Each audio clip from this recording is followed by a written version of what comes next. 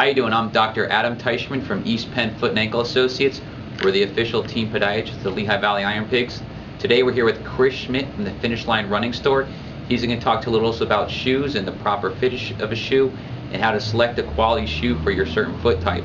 As you can see, we have a big selection of shoes here. He's going to pick some out and show us exactly, again, how to fit a shoe and a proper shoe to fit your certain foot type, as well as how to measure your foot for a shoe and the proper fitting for a shoe, the time of day. So, we'll welcome Chris Schmidt to the Finish Line. He'll explain everything to us, and as well as talk about the Finish Line Running Store.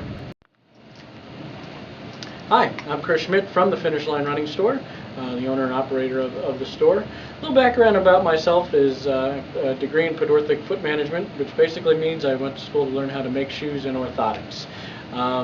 With that training, I teach my staff on how to properly fit shoes from beginning to end. We will measure your foot when you come in the door, try to identify your foot type, try to educate you a little bit about your foot type and what's going on, why you're purchasing a pair of shoes, and why we're going to specifically pick the pair of shoes that will be correct for you. We may watch you walk, we can watch you run, we can do some static poses with your feet just to kind of see what's happening, which will simulate a little bit of what's going on while you're walking and or running, or just standing and being all day.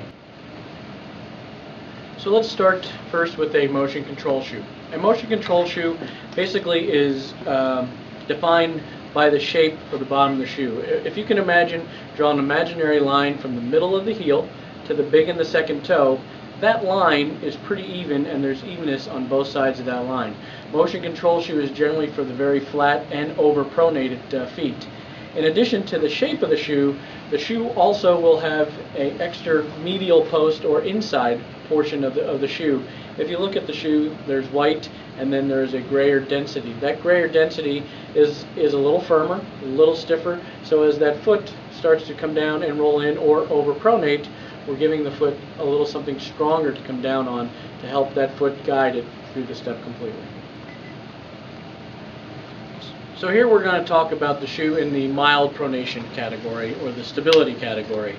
Here, measuring the last again of the shoe, the shape of the shoe from the bottom, if we draw that imaginary line from the middle of the heel to the big and second toe, we're going to have a little bit more flare with this shoe to the lateral or to the outside portion of the shoe. To help make the shoe a stability shoe or a slight pronation shoe, we're still going to work with that medial wedge along the inside. Again, you'll see that grayer density, maybe not as big as what was in the motion control shoe, and the fact that the shoe has a little bit more curve to it, we're going to allow the foot to pronate slightly, but still control that foot if it starts to go a little bit past what normal pronation would be. And here we have a neutral shoe. This is for your biomechanically correct runner, somebody who is efficient, or maybe somebody who may be a slightly underpronator, or what we would call a supinator. Going back to the bottom of the shoe and measuring that last, here again, if you draw that imaginary line from the middle of the heel to the big and second toe, again there is more flare to the lateral side. Your neutral or supinator shoes also will not have any posting along the inside. We would want to encourage this runner to pronate slightly and to encourage them through the step completely. So by adding any medial wedges here would be a disadvantage to that runner. So let's talk about the customer who has an orthotic made for them from Dr. Teichman's office to help control pronation. They initially shopped with us and got a motion or a slightly pronated or mild pronating shoe, but still the shoe wasn't offering enough support for them. So they visit Dr. Teichman's office and have been fitted for a orthotic that is basically doing what is needed for them and supporting their foot completely. We are now able to move that person from a shoe that has that medial posting to a shoe that is now more neutral. Again, back to still that semi-curved lasted shoe, but no longer putting the post along the medial side, because the orthotic is really offering the stability that the foot is requiring, and there's no need to add any additional posting to the shoe. So educating customers, the true education of the running shoe is the midsole. Obviously the shoe has an outsole on it as well, but the midsole is the life support of your shoe. This is what will break down over a period of time. When you start to feel the aches and pains in your body, whether it's the back, the knees, the foot getting a little sore. Over a period of time, the midsole is what compresses. As it compresses, it doesn't absorb the shock, and it will compress where you may put more pressure. That's where it will also get distorted. So you lose the absorption, you lose the balance out of the shoe, and that's when the body starts to take over and let you know that your shoes are wearing down. So the midsole, the life support, the guidance support of your shoe. So the big talk right now out there is minimalist running, which less is more in some people's thought process. This is about as minimal as you get. You got to understand, when they're talking about minimal shoes, we're talking less shoe. This shoe has a 4 millimeter midsole. Basically what that means is it's 4 millimeters in the heel and 4 millimeters in the forefoot. So there's no specific drop. I will move on into shoes and explaining a little bit more. Minimalist running is really a style and a form. This is a foot covering. This shouldn't be complicated as anything supporting your foot or anything else. It's really more of a covering to protect you from the streets, maybe the trails, and just to give yourself a little extra covering. You can understand that you can also do minimalist running in a shoe that still, we're talking midsoles, that has a little bit more, but less than what a normal midsole would be. Here, we're talking millimeters in midsoles from about 22 to 11. I may be off a little bit on that, but again, not quite as much elevation in the heel to the forefoot. Lighter in weight, less on the upper. So here, this is a shoe that will still allow you to do that form, but will give you a little bit more protection to more of that midfoot and forefoot strike. And then working back to just a traditional running shoe, here what is normal, 24 millimeters in the heel, 12 millimeters in the forefoot. This is where most shoes and the foundation is made. So you can see, as we went from a 4 millimeter shoe to a 22 to 11 to a 24 12, how the differences in the heights. Obviously more heel, harder to keep yourself more to the forefoot.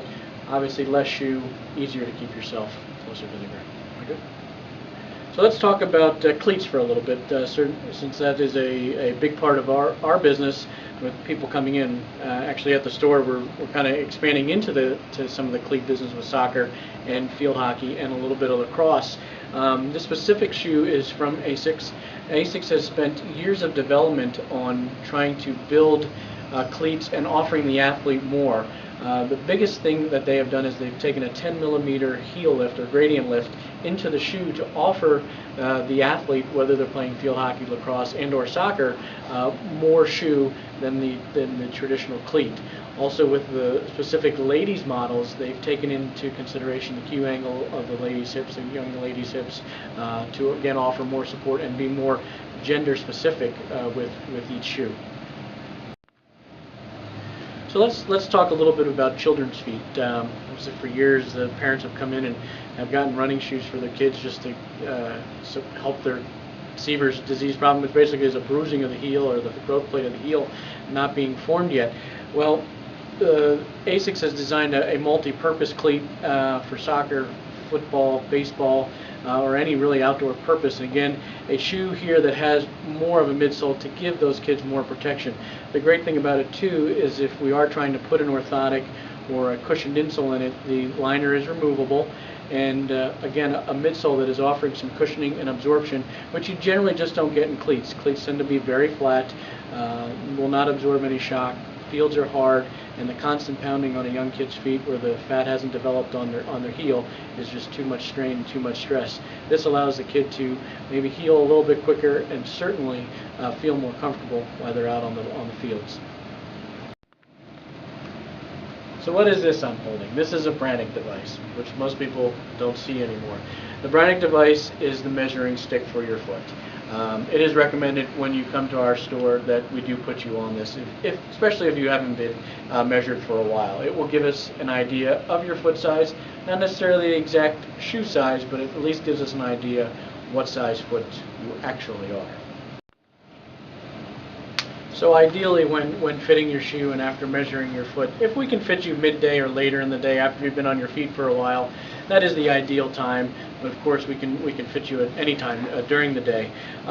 When fitting the shoe, starting from the toes backwards, I generally like about a thumbnail's width from the end of your toe, and remember the end of your longest toe, that is. It could be your second toe, could even be your third toe, but ideally a thumbnail's width from the end of your longest toe. I also like to see a little bit of play running across the top of the shoe. During the course of the day, our feet will swell, so this gives the foot a little bit of expansion and not putting too much pressure on the toes of the shoe. The next would be to fit the foot at the widest part of the shoe as well. This way your foot and the shoe are both lining up and flexing at the same spot. Sometimes people with wider feet will go a little bit longer to get the width for a shoe. The disadvantage is now their foot and their shoe are flexing at two different spots, not necessarily fitting the foot properly. Ideally, if we're at the widest part of the foot and we have a little extra room in the toes, the rest of the foot should fit in place. The heel counter, which is the back part of the shoe, should always be snug to the heel. There may be a little bit of movement at first. That's kind of normal. A shoe will take the shape of your foot as you wear it. We don't want it to be too tight around the heel as in to restrict the natural motion of the foot.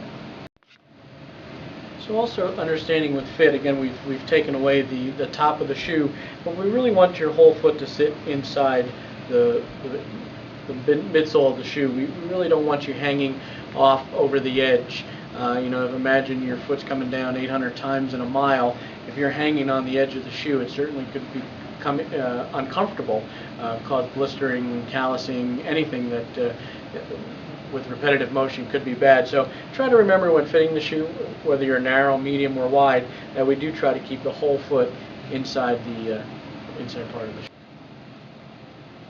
Well, I want to thank Chris Schmidt from the Finish Line Running Store for being here today.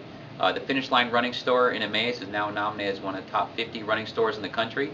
So if you're a runner, come on down to the Finish Line. They'll fit you up with a good, solid fitting shoe and answer any questions for you. They are very knowledgeable about fitting a shoe and your foot type. And if you have any problems with your foot or ankle, give us a call at East Penn Foot and Ankle, or visit us online at eastpennfoot.com, or also go to the finishlinerunningstore.com. Is that correct? That is correct, yes. So, well, if you have any questions, give us a call, and thank you very much.